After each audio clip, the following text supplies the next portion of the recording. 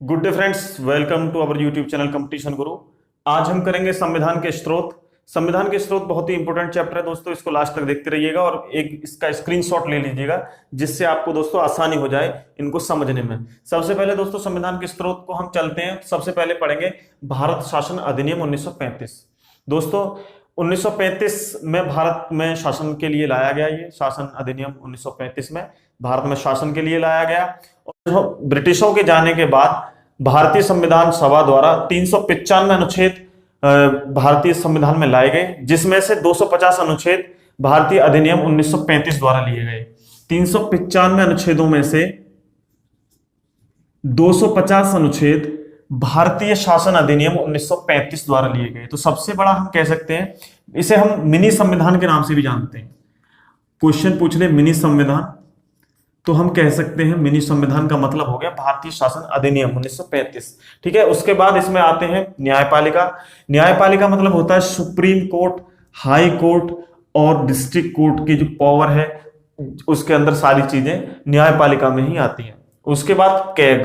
CAG आप जानते होंगे, अनुच्छेद 148 आप पढ़िएगा, उसमें आपको नॉलेज पूरी मिल जाएगी, मैं आपको डिटेल में बताऊंगा। नियंत्रण महालेखा परीक्षक, इसमें सारी चीजें आएंगी कैग में। ठीक है, उसके बाद लोक सेवा आयोग। लोक सेवा आयोग में आईएसपीसीएस जो बनते हैं, अखिल भारतीय सेवक, वो सारे लोक सेवा आयोग द्वारा ही चुने जाते हैं। ठीक है, उसके बाद हम आते हैं सबसे पहले ब्रिटेन पर। ब्रिटेन स्रोत पे आते हैं, क्योंकि भारत शासन अधिनियम के बाद ब्रिटेन से जो चीजें ली गई हैं, जो स्रोत लिए गए हैं, वो दूसरे नंबर पे आते हैं। ठीक है, तो सबसे पहले हम देखेंगे संसदीय शासन प्रणाली। संसद आपको पता है लोकसभा, राज्यसभा और राष्ट्रपति से मिलकर के बनता है। उसी की जो प्रक्रिया है वो भी हमारी ब्रिटेन से ली गई है। सर्वाधिक मतों के आधार पर चुनाव में जीत, ये भी हमारी ब्रिटेन से ली गई है। मतलब सबसे ज्यादा वोट जिसके भी होंगे उसी की जीत होगी, ये चीजें हमारी ब्रिटेन से ली गई है। उसके बाद एकल नागरिकता। एकल नागरिकता क्या है, मैं डिटेल में आपको समझाऊंगा। जैसे भारत में एकल नागरिकता है, अगर हम अमेरिका की बात करें तो वहां दोहरी नागरिकता है। उसके बाद संसदीय विशेष अधिकार, अनुच्छेद 105 आप पढ़ेंगे तो इसमें और भी अच्छी आपको नॉलेज मिलेगी। उसके बाद हम देखते हैं विधि निर्माण की प्रक्रिया। विधि निर्माण की प्रक्रिया थोड़ी सी इंपॉर्टेंट है। देखिए दोस्तों, जब हम कोई भी बिल संसद में पास करने के लिए भेजते हैं तो वो कानून बन के पारित होता है, उसी को हम विधि निर्माण प्रक्रिया कहते हैं। तो ये भी हमारी ब्रिटेन से ली गई है। उसके बाद मंत्रिमंडल व्यवस्था। अब दोस्तों मंत्रिमंडल व्यवस्था मतलब ये हुआ कि कोई भी पार्टी जीत करके, कोई भी सरकार जीत करके संसद में आती है, वो एक मंत्रिमंडल बनाती है। तो वो भी प्रक्रिया हमारी कहां से ली गई है, ब्रिटेन। जैसे हम प्रधानमंत्री या गृह मंत्री या हम विदेश मंत्री का निर्माण करते हैं, बनाते हैं, तो ये जो प्रक्रिया ली गई है वो ब्रिटेन से ली गई है। ठीक है, तो आपको पता होना चाहिए। उसके बाद हम चलते हैं अमेरिका यानी कि यूएसए।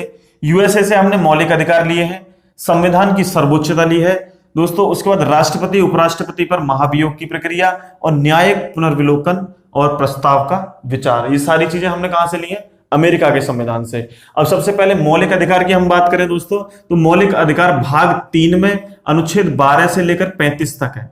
ठीक है, अनुच्छेद 12 से लेकर के 35 तक है। उसके बाद हम राष्ट्रपति की हमने बात करी है। आप राष्ट्रपति जो महाभियोग है वो आप अनुच्छेद 61 में पढ़ेंगे, आपको पूरी नॉलेज मिल जाएगी इस चीज की। मैं आगे पढ़ाऊंगा आने वाले टाइम में आपको, तो दोस्तों बिल्कुल भी आप टेंशन ना लीजिए, पूरी वीडियोस आपको कवर कराई जाएंगी, पूरा संविधान कवर कराया जाएगा। ठीक है, उसके बाद देखते हैं हम संविधान की सर्वोच्चता। दोस्तों संविधान सर्वोच्चता क्या मतलब है, इसका थोड़ी सी जिक्र आया है इसका, तो इसे भी देख लेते हैं। दोस्तों संविधान सर्वोच्चता का मतलब है कि हमारे भारत में जो सबसे ऊपर है, आपको पता है क्या है, हमारे देश में प्रधानमंत्री राष्ट्रपति से भी ऊपर कोई चीज है वो है संविधान। ठीक है, तो संविधान में जो ताकत आती है, संविधान में जो पावर है, वो किससे आती है, वो जनता से आती है। तो सर्वोच्चता, संविधान सर्वोच्चता, सबसे बड़ी चीज क्या है, संविधान। ठीक है, तो आपको ये पता होना चाहिए। उसके बाद न्यायिक पुनर्विलोकन। न्यायिक पुनर्विलोकन क्या है, अनुच्छेद 137 द्वारा न्यायपालिका को यह मतलब उनको ये परमिशन दी गई है कि वो संसद द्वारा बनी गई जो विधि है, जो कानून है, उस पर जो है जांच कर सकती है। ठीक है, तो ये किसके अंदर है, न्याय पुनर्विलोकन के अंदर। ठीक, अब उसके बाद आता है प्रस्तावना का विचार, ये भी हमारा यूएसए से लिया गया है। ठीक है, उसके बाद हम चलते हैं कनाडा। अब कनाडा से हमने संघात्मक विशेषता। संघात्मक विशेषता का मतलब ये होगा केंद्र और राज्य के बीच में जो बॉन्डिंग है वो संघीय स्वरूप आएगा। ठीक है, जो बॉन्डिंग है केंद्र और राज्य के बीच में, ठीक है, ये चीजें इसी में आएंगी। डिटेल में हम आगे पढ़ेंगे। राज्यपाल का पद जो है वो भी हमारा कनाडा से लिया गया है। पंचवर्षीय योजना, पंचवर्षीय योजना आप सभी जानते होंगे, जो 5 वर्ष में जो वोटिंग होती है वो सारी चीजें कहां से ली गई है, कनाडा से ली गई हैं। केंद्र और राज्यों के बीच में शक्तियों का विभाजन वो भी हमारा कनाडा से लिया गया है। मतलब केंद्र राज्यों के बीच में जो शक्तियां हैं उनका जो विभाजन होता है वो भी यहीं से लिया गया है, कनाडा से।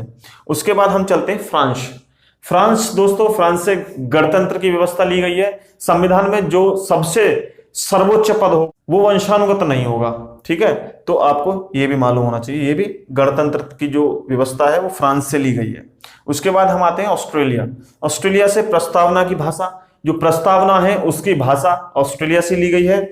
और समवर्ती सूची, समवर्ती सूची क्या है दोस्तों, आपको पता है, जिससे राज्य और केंद्र दोनों कानून बना सकते हैं। अगर कोई विधेयक राज्यसभा और लोकसभा में अलग अलग पारित नहीं हो पाता है तो राष्ट्रपति संयुक्त अधिवेशन की व्यवस्था करता है, और दोनों को, इस कंडीशन में क्या होता है, दोनों को एक जगह बैठाकर इसकी जो अध्यक्षता है वो लोकसभा अध्यक्ष यानी कि स्पीकर करता है, ठीक है, तो ये भी आपको समवर्ती सूची में आएगा। उसके बाद संयुक्त अधिवेशन, संयुक्त अधिवेशन आप अनुच्छेद 108 पढ़ेंगे, उसमें आपको पूरी जानकारी मिलेगी अनुच्छेद 108 में, ठीक है, तो इसके हम डिटेल में आगे पढ़ेंगे। उसके बाद हम आते हैं आयरलैंड पर। राज्यों के नीति निर्देशक तत्व, यानी कि दोस्तों जब हम नीति निर्देशक बनाएंगे, जब नीतियां हम बनाएंगे तो किस किस चीज की जरूरत होती है वो सारी चीजें इसी से द्वारा ली गई हैं, आयरलैंड द्वारा। और राष्ट्रपति द्वारा राज्यसभा में 12 और लोकसभा में 2 एंग्लो इंडियन नियुक्त करता है, ठीक है, तो राष्ट्रपति जो है वो राज्यसभा में 12 और लोकसभा में 2 एंग्लो इंडियन जो है मतलब नियुक्त करता है, ठीक है, तो ये आपको पता होना चाहिए। इनके बारे में हम आगे करेंगे, एंग्लो इंडियन क्या होते हैं, ये क्यों बनाए जाते हैं, सारी चीजें हम डिटेल में डिस्कस करेंगे।